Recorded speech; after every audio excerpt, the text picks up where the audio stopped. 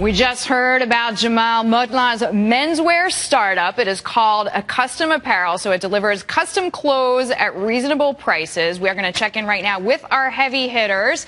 Our panel includes About.com, Keep.com founder Scott Kurnit, Greycroft partner Mark Terbeek, and Fox Business contributor and Renaissance man Bob Rice. All right, so to all three of you, what did you think? Would you go get scanned 3D style and go get a suit from Jamal? Bob, I'll start with you. Well, I was just thinking about how you were going to scale this, and I suddenly got the idea that maybe you could joint venture with the TSA.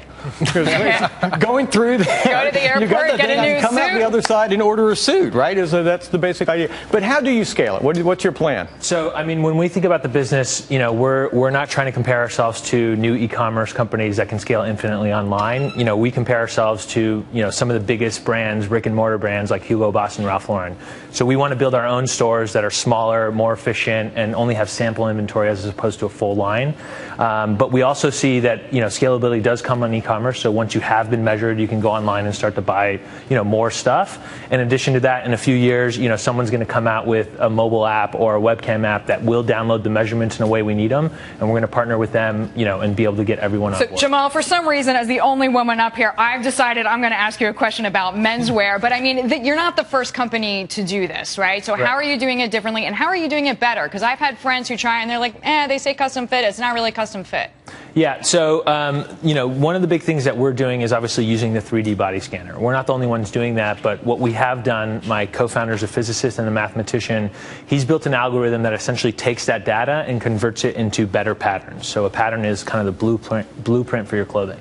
So we're the only guys making custom denim for under $900. Ours costs $225. Levi's does it in Soho for $900. All right, so Mark, who's in from California, probably is used to people wearing fewer suits, but what's your take, Mark? Yeah, I was going to say the denim might make more sense in the LA market because I don't think many people wear suits. But walk me through, so once somebody actually gets a scan and you have their pattern, how do you remarket to them? Are you using mobile technologies? What are you using to kind of make sure people remember and keep buying? Right. So we do a lot assuming they had a good experience. Yeah, so we do a lot of email marketing to them. You know, we do it sometimes the old school way where we reach out personally. Some of our best clients actually host events at our store and bring their friends in. So we found that it's like, you know, a really great product that people like to tell people about and bring their friends in. And we're starting to really build out our e-commerce so they can just go online and start to buy stuff when they need another shirt, they need another pair of pants and stuff like that. Scott, so far so good? I don't know. You know, it's interesting. I'm wearing off-the-shelf jeans, and you're wearing your made jeans, and I kind of like my off-the-shelf jeans better, to be honest with you. So I'm a little concerned about the scalability. I'm a little concerned about the second purchase because fabrics are so different. This is actually a custom jacket, and I'm not sure I like it better than the off-the-rack stuff. So I think there's an issue. I have an issue. I'm curious about your take that this has been around for a while, and people don't seem to be adopting it. It's one of those things, I get that it will happen, customized everything, one-off is clearly here in 10 or 15 years for everything we make, 3D printing, etc. But I have this bad feeling that there's an adoption problem. How do you fix that? Or am I wrong? Well, I don't think that other custom, you know, most custom tailors are kind of mom and pop shops. You know, no one's really branded the product, no one's really brought it to retail, and no one's really expanded the product line. So, you know, not everyone wears a suit every day, so that's why we have denim, that's why we have chinos, that's why we have shorts.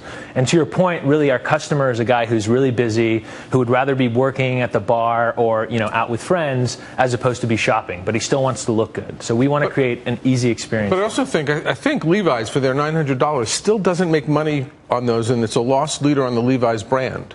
How do they lose money at $900 and you can do it at $200? Well, so they do a hand-making pattern system, which means they pay a guy for 3 or 4 hours to draw out by hand your specific pair of jeans. That guy's really expensive, he's not scalable, and there's not many of them left, so that's why it costs so much. We take that guy and we've replaced him with a computer, with an algorithm that essentially does the same thing in, you know, a few minutes what he does in a few hours. And so that's what makes our prices lower, and that's what allows us to be scalable in a way that a traditional tailor can't really scale because there's only 1 or 2 of them. What's your aspiration? I mean, how do you measure success for this business over the next 5 years? I mean, are you trying to create, like you said, kind of an online digital, you know, retailer, e-commerce player, or are you trying to be just a better, more thoughtful kind of retailer who's expanded somewhat regionally? I think it's a little bit of both. I mean, we really see it as an online-offline platform. So you have a store experience which is really rich and really valuable, but you also have the ease of online shopping after you've been in that store experience. So it's about building more locations. So whether they be our own, whether they be shop-in-shops with other retailers, or they're just pop-up shops in different cities, we want to go around, collect data, collect these scans, and then essentially provide a way for guys to get clothing that fits in an easy manner and have that customization and personalization. Lightning. Oh, go ahead. Go ahead. Ask your last question. In one number, just give us a sense of how many consumers do you want to serve over the next couple of years? Over the next couple of years, I mean, I want to serve, let's call it 30,000 over the next couple of years. All right, so yay or nay, this is a lightning round. Thumbs up or thumbs down, Bob Rice? I like the idea. I think you can personally be successful at it, but I'm not sure it's going to be something that a venture capitalist can see a giant home run in. So I think I'm going to have to pass as a venture capitalist, although I think it's a lifestyle business very interesting for you.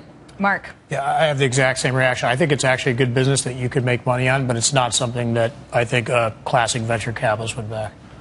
Unfortunately, I try to be the nice guy. I have to say no as well. I think it's adoption problems for me. 30,000 is small. It's not scalable. It doesn't use the power of the internet as much as other disruptive businesses do. All right, 3 no's in a row, so it is good that you had friends and family around. Jamal, thank you very much. In the meantime, Jamal Motlagh joining us there. We have